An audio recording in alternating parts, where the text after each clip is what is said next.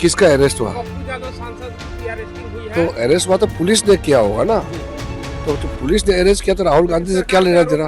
Police case में अगर कोई अरेस्ट हो जाता है उसको जानकारी किए बिना टिप्पणी कैसे कर सकते हैं? तो हमारा सांसद है, मैं संसदीय कार्य मंत्री हूँ, अपने संसद का सदस्य है, लेकिन पुलिस कार्रवाई करता तो मैं उसमें क्या कह सकता हूँ? देखना शुरू कर चुके हैं लाइव सिटीज को। मैं नाम शेख है। पूर्णिया के निर्दलीय सांसद पप्पू यादव की आधी रात गिरफ्तारी होती है। आपको बता दें कि 35 साल के एक पुराने मामले में पप्पू यादव को पटना पुलिस ने गिरफ्तार किया है। इस पूरे मामले को लेकर संसदीय कार्य मंत्री, केंद्रीय संसदीय कार्य मंत्री, क्योंकि आपको पता है कि पूर्णिया से निर्दलीय सांसद है पप्पू यादव, लोकसभा के सदस्य हैं पप्पू यादव, ऐसे में संसदीय कार्य मंत्री ने क्या कुछ कहा है पहले आप वो सुनिए। साथ ही साथ बजट को लेकर भी वो कह रहे हैं, वो वीडियो आप पूरा देखिए।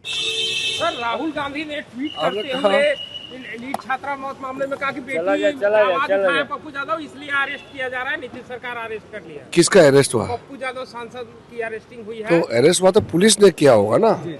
तो पुलिस ने अरेस्ट किया तो राहुल गांधी से क्या लेना देना? लगा रहे हैं कि सरकार अरेस्ट करवा रही है बेटी की आवाज उठाने वाले। किसी पुलिस केस में अगर कोई अरेस्ट हो जाता है उसको जानकारी किए बिना टिप्पणी कैसे कर सकते हैं?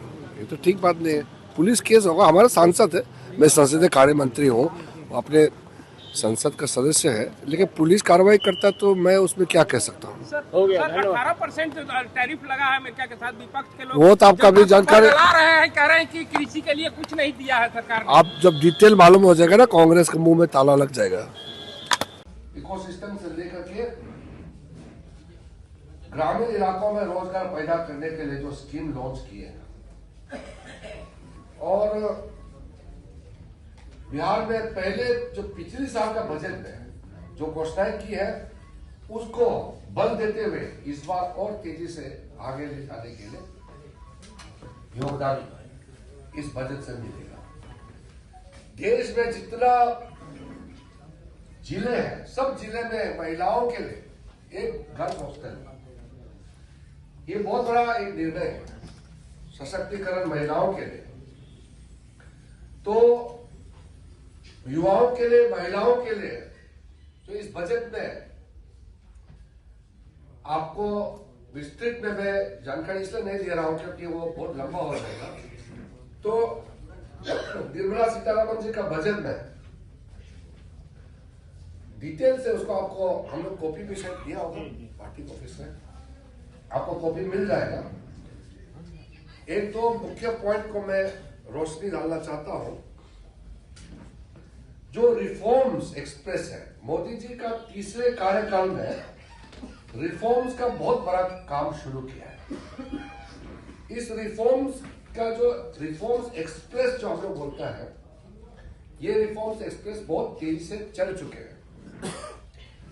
ये रिफॉर्म्स एक्सप्रेस अभी रुकने वाला नहीं है।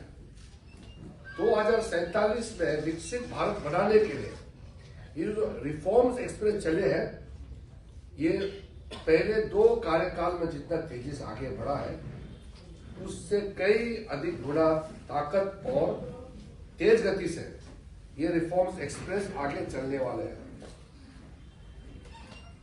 मेन रिफॉर्म्स का मैं आपको पर्दा डालना चाहता हूं।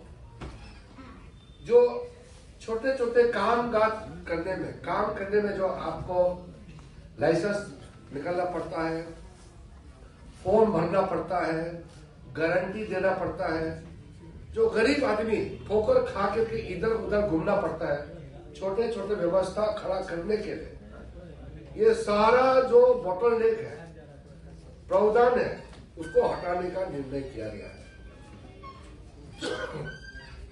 एक high level regulatory reforms committee वो बनाया गया है, जिसमें जो ये सब जहां जहां दिक्कतें हैं, जहां जहां आम लोगों को ये जो परमिट निकालने में या कागज निकालने में या लोन लेने में जो दिक्कतें होते हैं, उसको आसान करने के लिए एक high level committee for regulatory reforms बनाया गया है, जिससे आम लोगों का जिंदगी में कोई दिक्कत ना आए, आराम से आप अपना कारोबार कर सके। इसलिए ये रिफॉर्म्स का तेज गति से आगे बढ़ने के लिए निर्णय किया गया है। उसके बाद मिडिल क्लास के लिए, जो हमारा मध्यम वर्ग के लोग हैं, मिडिल क्लास के लिए जो पिछली बजट में